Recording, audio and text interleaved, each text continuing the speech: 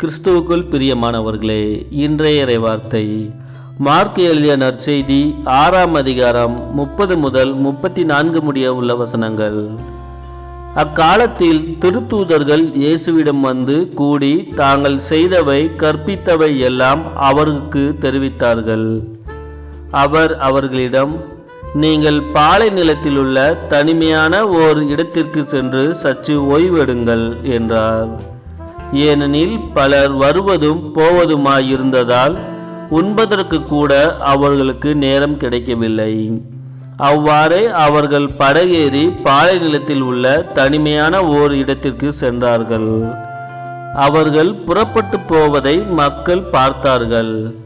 பலர் அவர்களை இன்னாரென்று தெரிந்து கொண்டு எல்லா நகர்களிலிருந்தும் கால்நடையாகவோ கூட்டமாய் ஓடி அவர்களுக்கு முன் அங்கு வந்து சேர்ந்தனர்.